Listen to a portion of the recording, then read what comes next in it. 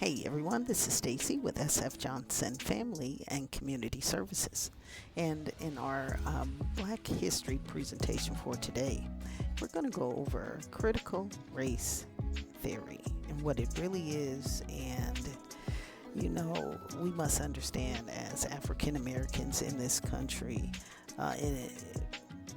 instead of dealing with the issues of race relations, they fight race relations as if racism doesn't exist in this country, and they try to hide. And so, I just wanted to give a good presentation for people to think about, because if anyone comes to me and says racism isn't real, as an African American female, raised 2 sons, self-employed for 14 years in this business and 10 in the one prior to that, so 24 years self-employed, you can't tell me racism doesn't exist. That's one of the main reasons why I am self-employed. To rise to the level I knew I needed to be, I had to build my own business because of the jealousy out there and the fear out there that exists in America, because they just refuse to find us equal, and so time after time we always show that we are better. So this critical race theory, you can find a link on our website, sfjfamilyservices.org. There's a link there and it says Critical Race TV, but I want to just go over what technically critical race theory is and give you some examples from some videos from different presentations and documentaries that we have.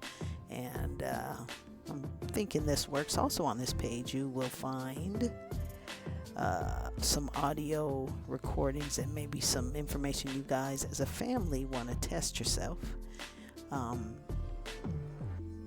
The movie 13th and Cocaine Conspiracy and Corruption are 2 of the documentaries that we like to look at and review and talk about, because it definitely shows that critical race theory is in fact true. So there are some audio, 15 parts, 16 parts, 15 parts that you can listen to as a family and then go through and reflect, think about these questions, and if you want to submit the answers to us directly and you can send those to director at sfjfamilyservices.org. We'd love to discuss those with you, but we do, and we're just waiting for people to sign up. These are workshops that we do every week, either here at our office downtown Sacramento or online. So please sign up, take a look, educate yourself and your family. The things that we are going through have been planned, are planned, and won't stop until we educate ourselves about what's really going on and how to make it stop. So let's go over critical race theory. So CRT is the study of how institutionalized racism here in America has created a caste system. That should be an caste system that keeps people of color on the bottom tier. We will study each aspect in a series of recordings. In each of the presentations include actual events throughout the history of America, proving each of the principles of critical race theory. Okay, and so, as we know, CRT grew from critical legal studies, CLS, which argued that law was not objective or apolitical, meaning like today, perfect example, politics plays a big role in our legal system today. We see it. We're living in CRT land right now. Okay, so it's not apolitical, it's not neutral or principled. and disassociated from social, political considerations. CLS or CRT recognizes how race and racial inequality were reproduced through law.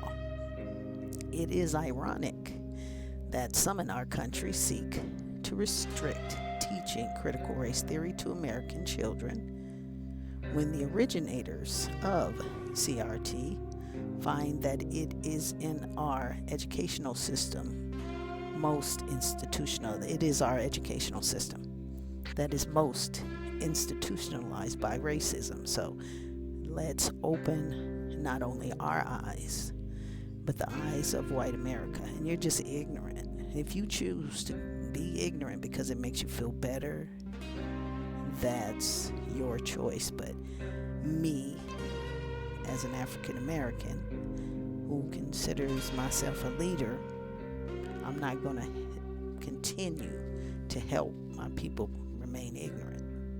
So, principles of critical race theory. Race is not biologically real, but a social construct, basically, and socially significant. Racism is racism is a normal feature of society and is embedded within systems and institutions.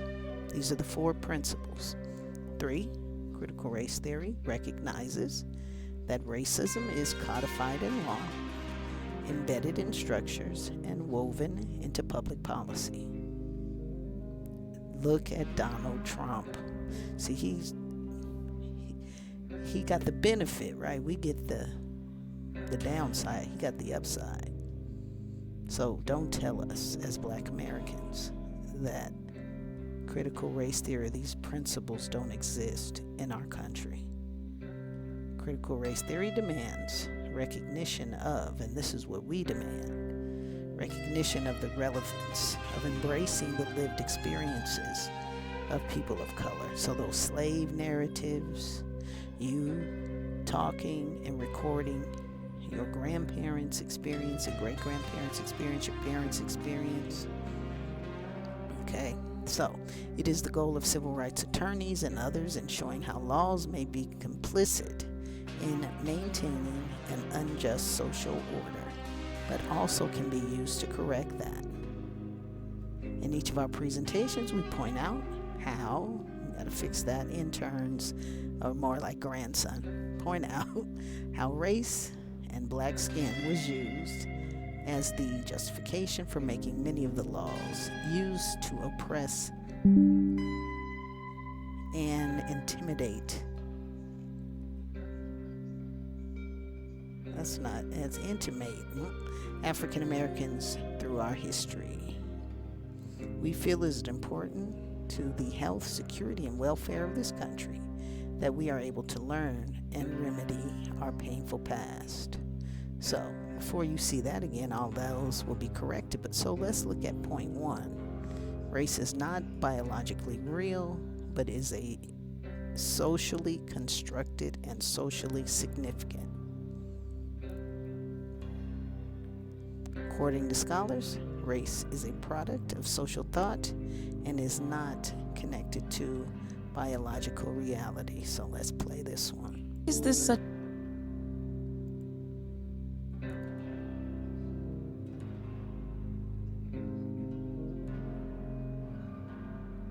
such a stumbling block for us? What will it take for us to finally come together? Can the issues of race ever truly be overcome? Or is it just human nature to divide ourselves along racial lines? There are a lot of people who believe that racism is there, it's always going to be there, there's nothing you can do about it, you know, you are the race you are, blah, blah, blah. And I say, no, this is something we made up. Wait, what? This is something we made up. So if we made race up, what's the story? A closer look at history reveals that the story of race is a story of labor. Okay, so the story of race is a story of labor. So this is from a video that we will soon be playing So we explain that more and more detail. So basically, America was created. We needed a labor source. So the only way to make someone, a permanent servant was basically just to create a law that made us a permanent underclass. Okay, so they needed the labor. There was an uprising between, and we'll show the full video, uprising between whites and blacks who were indentured servants. So, they stopped it. Everybody went to court. Well, the black person got servitude for life. End of story. And that's how it began. And then it went to, you can't be a slave if you're Christian. And so they changed that too. Because usually the status followed the father. And in the slavery time, right, the fathers are all these white rapists. So the status would follow the father of the slave. So once they realized, once blacks started going to court because their fathers, the rapists, they got free. Okay, and then they changed that. So when we say the in rule, we heard about that, right? As soon as we figure something out, they give a new rule. It's the original in rule, let me tell you. All right, point number 2. Racism is a normal feature of society and is embedded within systems and institutions like the housing market. Let's see. We have 1 minute and 46 seconds on this one. What? I'm just going to do a little of that before it starts. One example is home ownership, the centerpiece of the American dream. What we understand and what historically we can see with African Americans is that the way that you become a citizen is through ownership. Because what happens when you own a home? You have say not only of your own domicile, but then you get to be a part of a community, right, that can take political action. The benefits of home ownership in the U.S. are enormous, from tax breaks and credit benefits to building equity and passing it to our descendants. These benefits have been systematically denied to a majority of Black Americans. In the 1930s, as part of the New Deal, loan programs were created to help Americans purchase homes. In order to determine who received a loan, the government created color-coded maps where green neighborhoods indicated low risk and red neighborhoods were high risk. This practice, now known as redlining, heavily favored white communities. Home ownership for African Americans has been racially contested because of the ways in which the federal government colluded with mortgage companies to redline and to blockbust African American neighborhoods. Neighborhoods that were predominantly African American were automatically deemed high risk, which meant they were less likely to get loans to purchase, right? Right after World War II, we had this huge endowment or investment in the suburbs that came from the Federal Housing Authority. Of the $120 billion that was invested in suburban housing, less than 2% of that went to non-white families. Okay, so there's that. Embedded within systems and institutions. Okay, so redlining. Okay, that's point 2. Point 3, racism is codified in law, embedded in structures and woven into public policy. By the early 17th century, the colony's plantation economy was booming. This created a massive need for cheap labor, a need largely filled by poor European immigrants. Some landowners also used enslaved people from African nations, but at the time, an enslaved person's status was not lifelong. One could gain their freedom. However, in 1676, enslaved Africans joined with European indentured servants in a large rebellion against the colonial government in Virginia. Alarmed by the natural alliance between the indentured and enslaved, the ruling class passed a series of laws that segregated and permanently enslaved those of African descent, while also giving their European counterparts new rights and status. This divide and conquer strategy paved the way for what would become an organized system of racial chattel. slavery. Okay, point 3. That seemed pretty simple, right? I've had so many different kind of players on here trying to make this work. All right, and point 4. The lived experience of people of color is not taken into consideration and never mentioned as a part of scholarship. Point 4. There is a popular story of race in the United States that goes something like this. The United States of America is the land of opportunity, a melting pot where people from all over the world come to live in freedom, to escape repression, to share in the American dream. This is a familiar story, one we've all heard many times. It is the story of American exceptionalism. This story is about a noble war to end slavery in the United States and extending the right to vote to formerly enslaved peoples, of banding together to win a world war twice. A story of civil rights earned, equality before the law, and equality at the ballot box. This is a story of progress. In this story, there is no organized effort to harm Black people by white people. The truth is, there's no organized effort to harm Black people by white people. That doesn't exist here. See? There is, however, a counter-narrative of our nation's history. There are these huge gaping holes in what we call U.S. history because it's not told from the perspective of people of color, because it's not written or institutionally affirmed by people of color. Filling in the gaping holes of U.S. history paints a very different picture of what it means to celebrate the United States.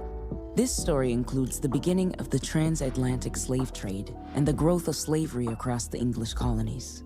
This story recognizes the resistance to evil among those who were enslaved and the commitment to slavery among white people. This story is characterized by the violence against Black and brown bodies and born out of white supremacist theology, racist laws, and cultural oppression. One that celebrates Black achievement in the face of such oppression and confronts violence always. White Americans have never needed to tell this other story. The narrative of white supremacy makes it possible to see only the story of progress. I think white folks don't need to imagine it, or thought they didn't. If you're not thinking about Black folks 24/7, and by Black I mean people of color,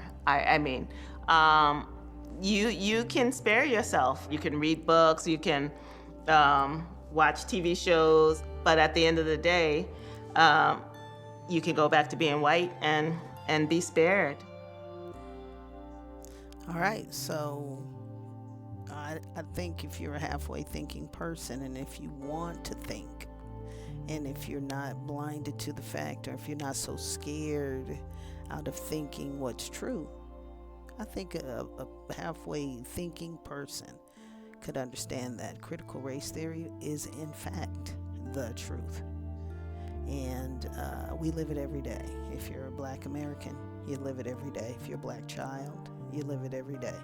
So don't let your family and friends remain ignorant. Visit our website, sfjfamilyservices.org. This is just small information. We hope you join a weekly workshop where we'll work with you and your family and whoever's interested to make this place better for our families and for our children. And I hope to see you there and see you soon.